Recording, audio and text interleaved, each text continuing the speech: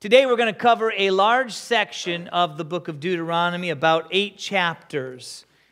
I want to do that by focusing on 3 separate ideas, 3 separate sections. The first one is worship, the next one is food, and the third one is war. Now, we've been working through the book of Deuteronomy now for the last, I think, 6 weeks or so, 5 or 6 weeks. And a lot of people are like, Deuteronomy, that's just one of those weird Old Testament books, isn't it? Like, it's got a lot of strange stuff in it. And today we're going to cover some of that strange stuff. But I think what you're going to find out is there's some real value to how we live today. And I'm going to try to make those connections.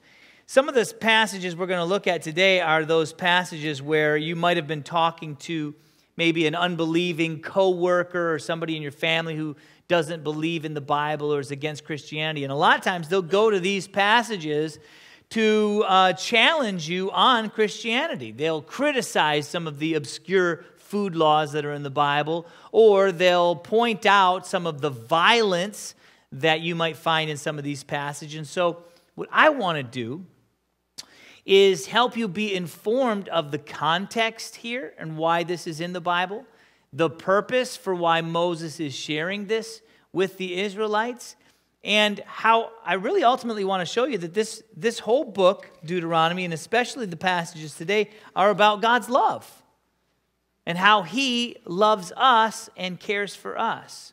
So we'll look at the context, try to figure out what it meant for the Israelites back then, but then try to figure out what it means for us and see how it will inform our lives.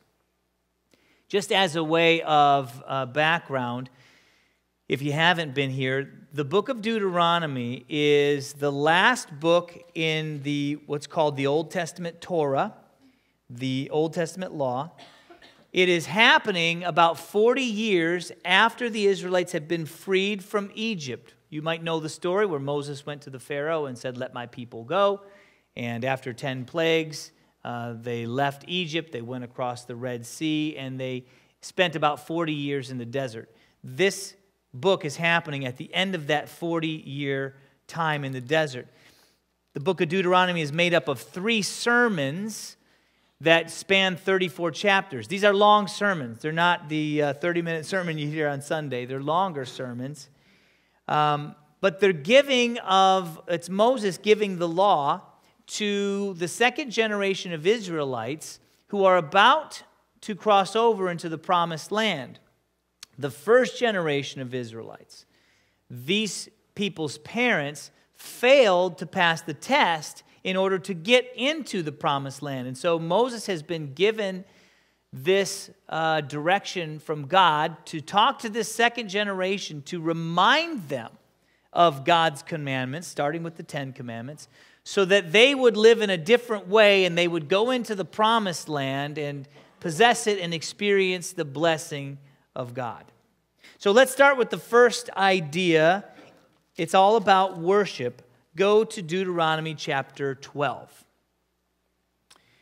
The first 2 verses say, "These are the statutes and rules that you shall be careful to do in the land that the Lord, the God of your fathers, has given you to possess, all the days that you live on the earth." So he's saying again, here's the things you need to follow. When you go into this land that God's giving you, you need to follow these rules. Now remember, God has promised them this land from, centuries ago. 700 years earlier, God promised the land to their forefathers, Abraham, Isaac, and Jacob. And in the meantime, somebody else has occupied this land. And God is saying, I'm going to give this land to you. You might remember a couple of weeks ago, there was a passage where God says, when you get into the land, you'll find cities that you didn't build. You'll find houses that you didn't build. You'll find vineyards that you didn't plant and wells that you didn't dig. Like, this idea is the land they're going into is a fully developed land. But you will also find some other things in this land. You will find places of worship. You will find idols. You will find temples. etc., etc. Look at verse 3. You shall surely destroy, verse 2. You shall surely destroy all the places where the nations whom you shall dispossess serve their gods, on the high mountains and on the hills and under every green tree. So God's saying, you're going to go into this land, and it's set up for you. You're going to find vineyards already and houses and cities, but you're going to find remnants of their worship. Go in there and destroy the remnants of their worship. No idols, no altars, no temples. Destroy it, chop it up, burn it to the ground. Why? Verse 4. You shall not worship the Lord your God in that way. What does he mean by that? This is more than just worshiping a different God. What God wants to make sure the Israelites don't do is utilize the forms of worship that these pagans were engaged in as a way to worship God. See, the challenge was that these idol worshipers that existed there, their worship was licentious, it was sexual, it was violent. Do you remember the story of the Baal and Peor? This happened, I think, 3 weeks ago, maybe 4 weeks ago, we talked about it, where the Israelites paired up with the, it wasn't the Midianites, it was another one of the ites. But they paired up with these group of people and engaged in this sexual form of worship. And truthfully, most of the worship in those days back then, if it wasn't worshiping God, was sexual in nature. And obviously, this is enticing for all kinds of people. And so God says, I want you to get rid of all the forms of worship because that's not the way you're supposed to be. Get rid of them so that you're not enticed by them anymore. Now that makes sense, doesn't it? If you've been somebody who's dealt with addiction in the past, or alcoholism, you would say, okay, I'm turning over a new leaf. I've given my life to God. The first thing I've got to do is I've got to get rid of all of any kind of drugs that might tempt me. Or if I've been somebody who's dealt with alcoholism, I've got to get rid of all the alcohol that I'd ever have. I don't want to be tempted by it. For God here is saying, I want you to focus on me only. Think of it, if you were to get married, it would be strange if your new husband or new wife decided to keep their old pictures of their previous boyfriends and girlfriends around, right? You would say, get rid of it. I don't want you to be reminded of the past. I want you to focus on a new life. See, for them, for the previous nations, this was just everybody doing whatever they wanted to do. Look at verse 8. You shall not do according to all that we are doing here today, everyone doing whatever is right in his own eyes. How close to current events does that sound to you? I mean, just whatever feels right. The way people describe it now is, I'm going to live my truth. You live your truth, I'll live my truth. But this is about worship, isn't it? And what is worship? Worship is focusing on whatever is at the center of your thoughts, whatever has the most value. And for a lot of people, doing whatever is right in their own eyes is the center of their value. Like this, people call it tolerance, but it's only tolerance until they hear from someone that has a dissenting opinion. Or for some people, this highest value is like the claim of equal rights, but it's only equal rights until it involves the rights of the unborn, for example.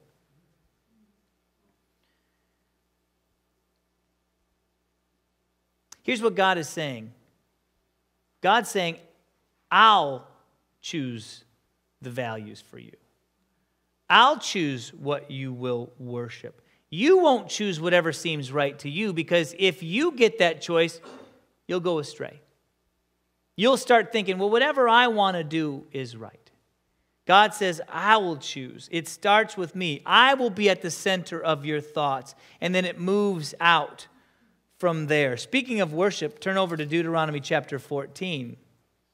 Curious little idea here in the first two verses. You are the sons of the Lord your God. You shall not cut yourselves or make any baldness on your foreheds for the dead. This is about shaving your head. I know. For you are a people holy to the Lord your God, and the Lord has chosen you to be a people for His, what's your Bible say there? Treasured possession. Now you might be wondering, what is he talking about? Cutting of yourselves and shaving your head from the dead. Well, the folks who lived in this area, when they worshiped their gods, they saw their gods as distant and disconnected. And they felt like they had to do things in order to conjure their gods into action. And sometimes they would do that by hurting themselves. There's a great example of this in the book of 1 Kings. Elijah is a prophet, and you might know the story, but I'll just tell it to you briefly. Elijah is a prophet, and he's the only prophet of God left.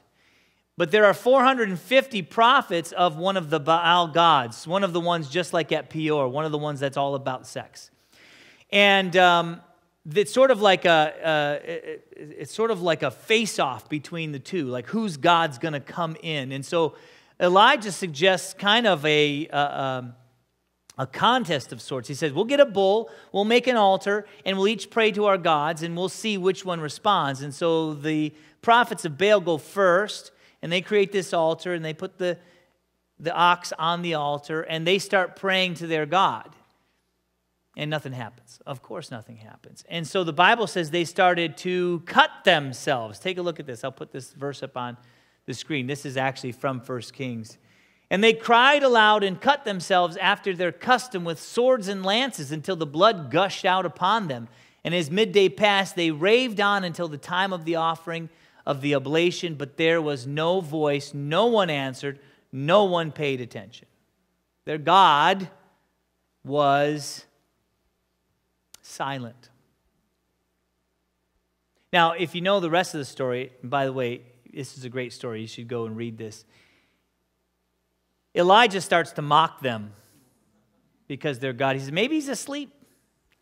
Maybe he's busy.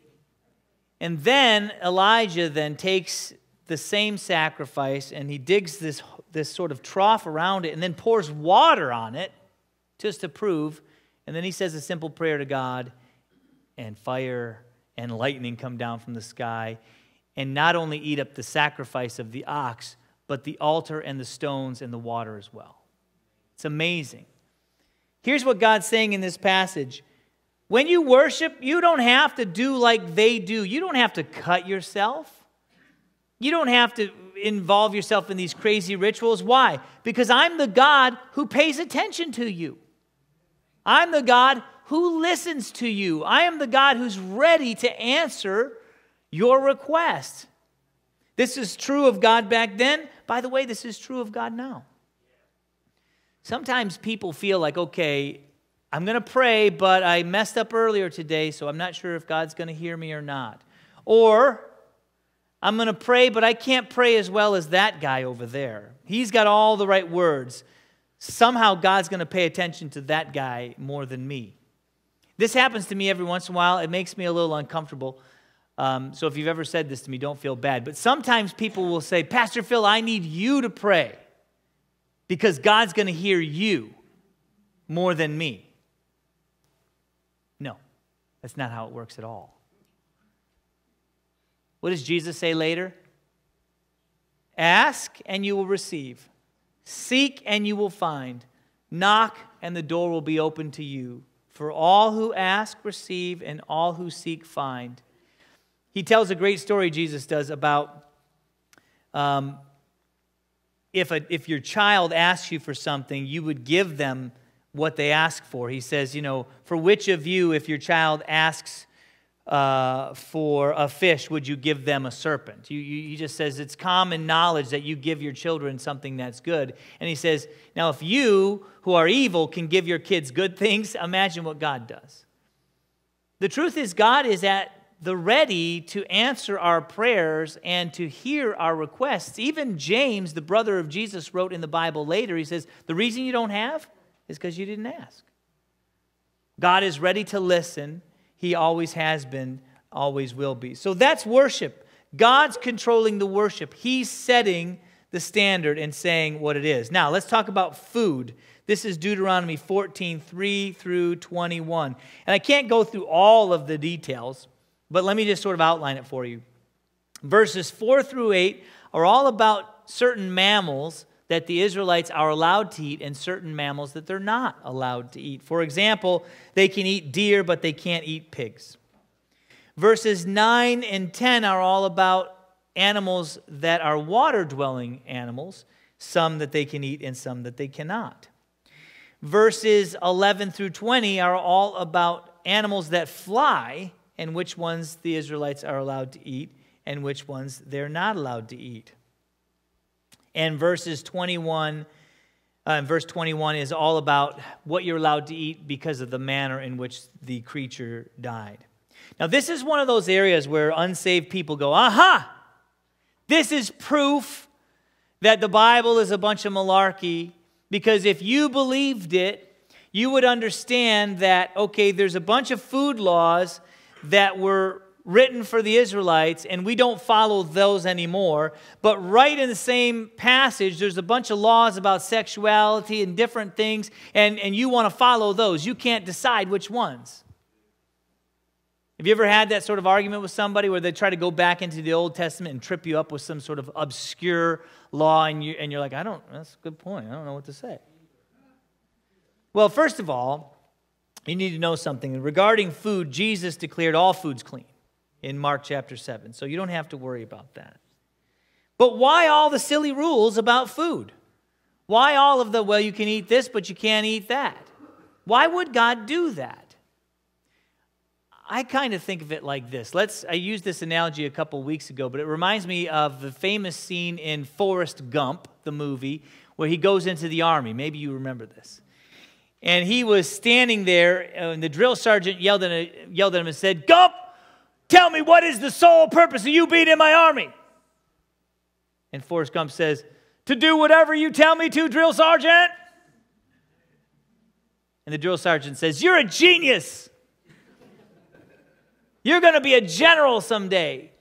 So Forrest Gump gets it. The only goal he has in the army is to do whatever his commanding officer tells him to do, without question.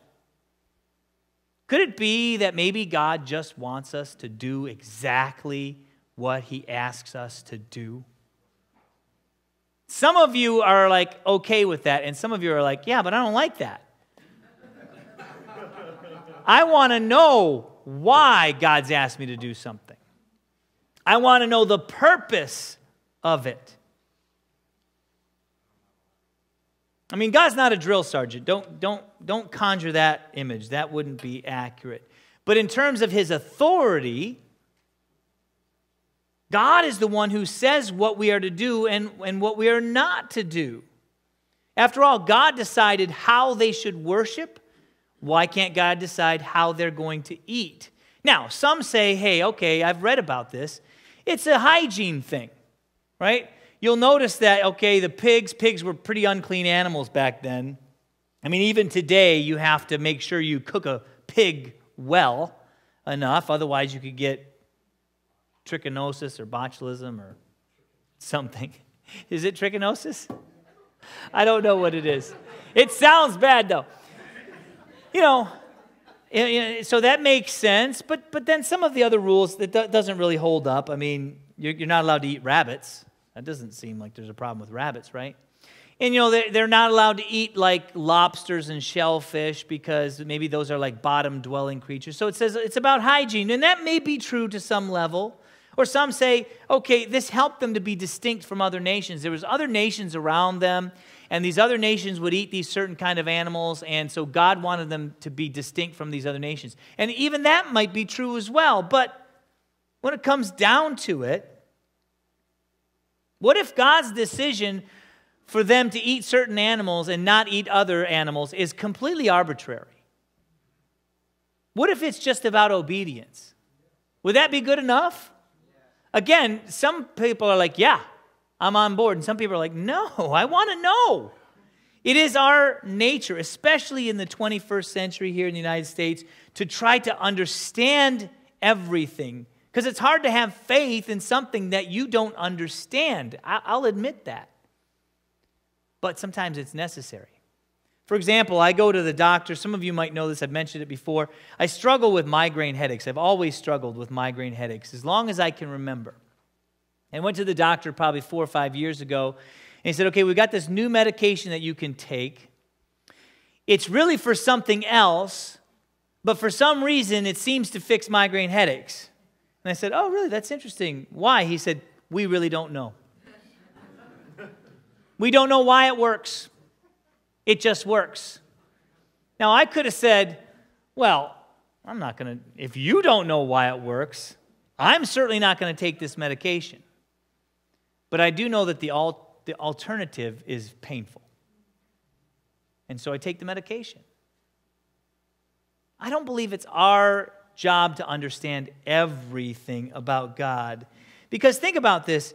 God has asked us to do a lot of things that don't make sense to us, besides the food stuff that he asked the Israelites to do. Do you ever think about that? Like, God's asked us to do all kinds of things that really go against our nature altogether.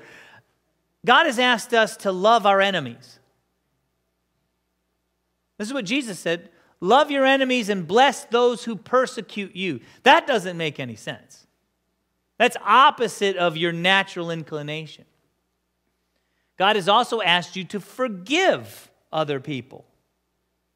Maybe you've seen one of those stories on the news. There was just one recently. One of the mothers of one of the Parkland shooting victims came forward and said, I forgive that young man for murdering my child. That doesn't make sense. And yet God has asked us to do some things that don't make sense. Perhaps they seem arbitrary, but we know God knows better, don't we? For the Israelites, God provided clear guidelines on worship, and he also provided some clear guidelines on food. There's a shopping list of sorts. I might suggest to you that we'll get to heaven one day and we'll say, God, so why could they eat deer but not, rabbits? What was that all about? And maybe God will give you a really great explanation and you'll go like, oh, yes. Or maybe he goes, that's just the way I wanted it. I hope that's good enough for you. Lastly, let's talk about war. Go over to Deuteronomy chapter 20, please. Oh, by the way, wait. I got to say something. Verse 21 of chapter 14. If you want absolute proof that God can sort of just decide to say some things and maybe you don't understand what they're all about, is this verse. You shall not boil a young goat in its mother's milk. This is a rule. And you can look this up, you can Google it, you can go and look at Bible commentaries. There has been so much written about what this is all about. It's strange, isn't it? And there's a lot of people that there's so many different ideas on why this was. But maybe this is just a God thing. He's like, don't do it. It's gross.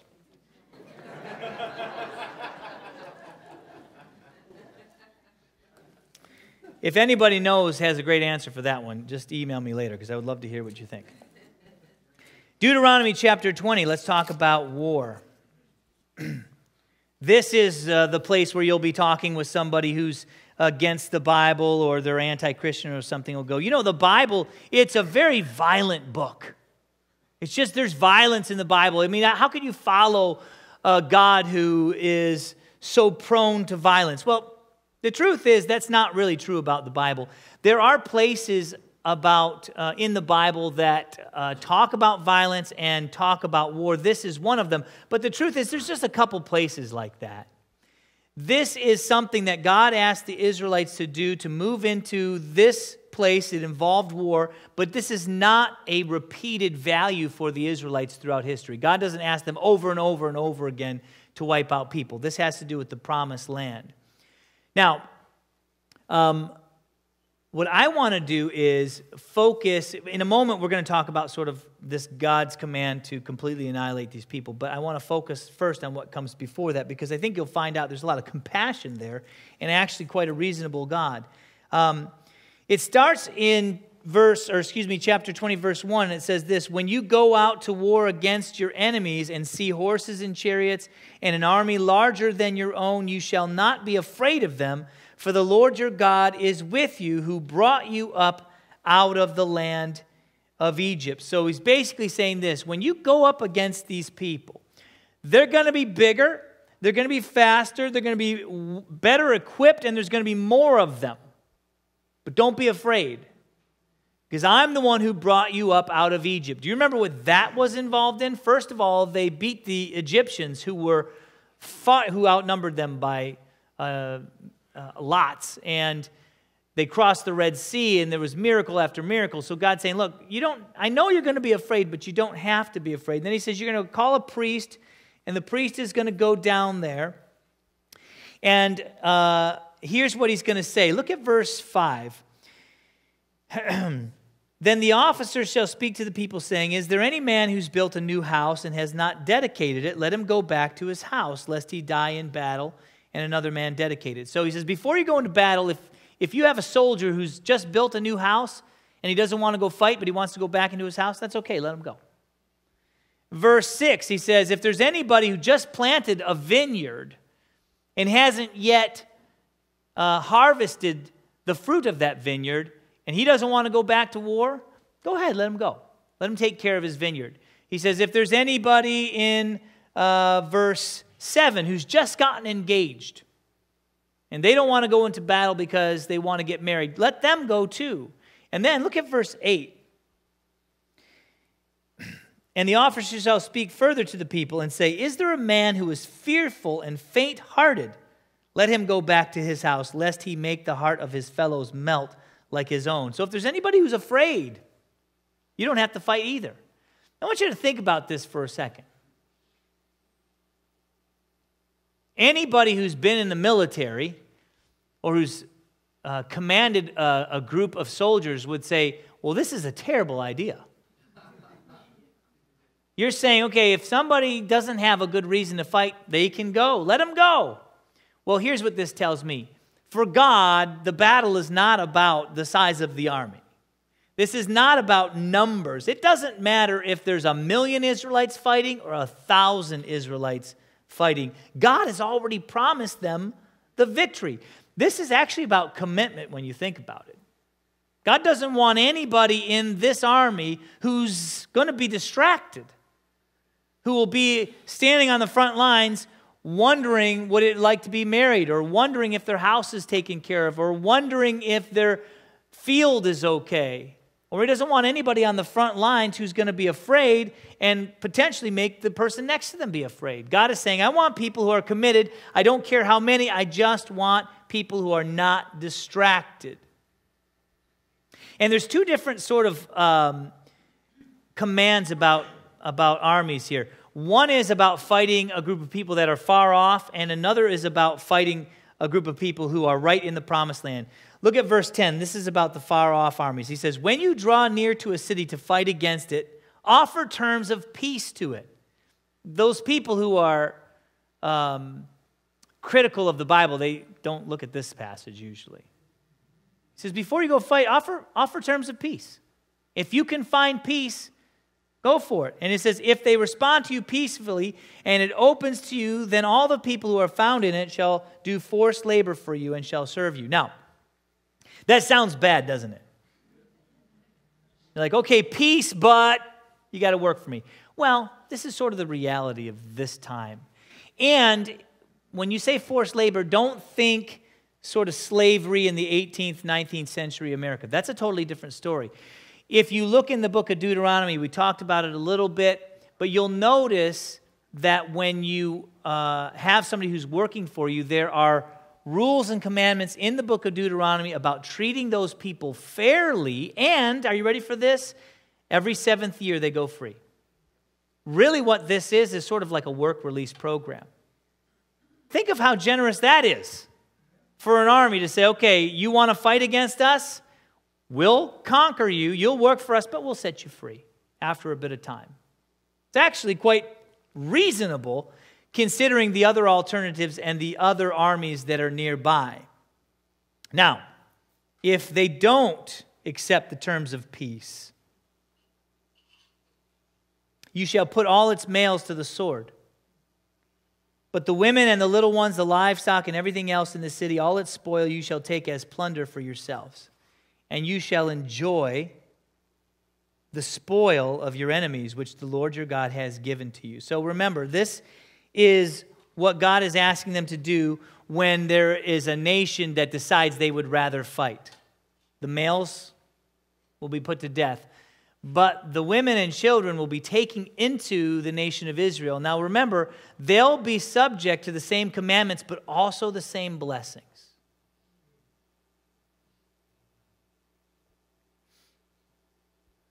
Now, the cities that are inside the promised land, different story.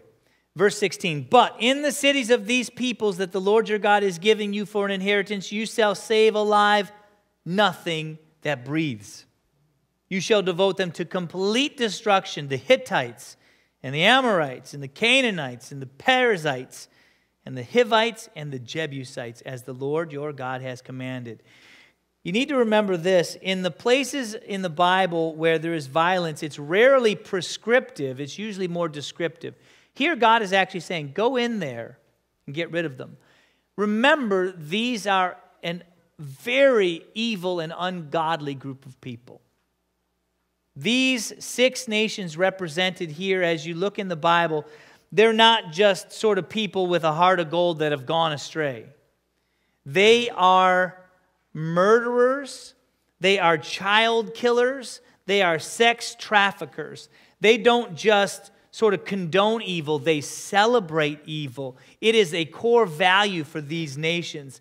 God is saying you must destroy them completely. Or what will happen? Look at verse 18. That they may not teach you to do according to all their abominable practices that they have done for their gods, and so you sin against the Lord your God. What God's worried about is their practices, their idol worship. If you keep these people around, the Israelites may be interested in acting like these people. They may decide, maybe we should sacrifice our children to a God for a better harvest. Maybe we should worship God through sexual temple prostitution. Maybe we should embrace wanton violence in our peoples. And God is saying, no, you can't leave these people around because you'll want to be like them. God wants his people to be pure. He wants them to be holy. He wants to be different. By the way, the church today is no different. God still wants that for us. God still wants us to be holy.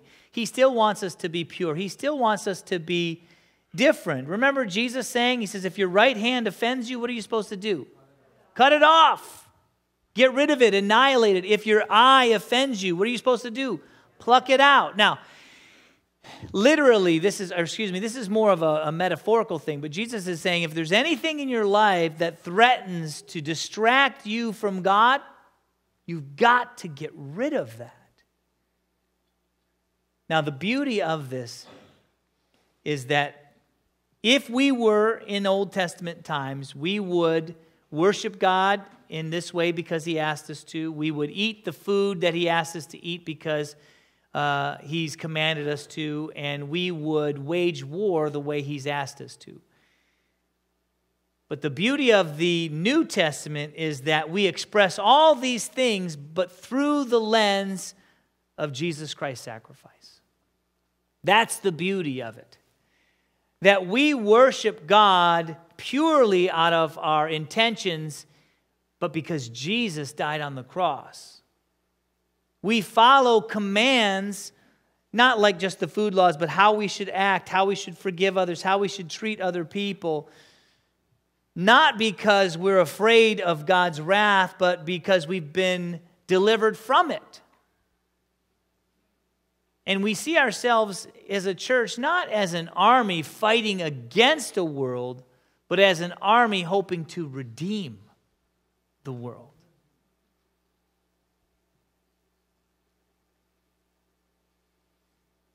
God has always requested and expected his chosen people to be different, to obey his commands.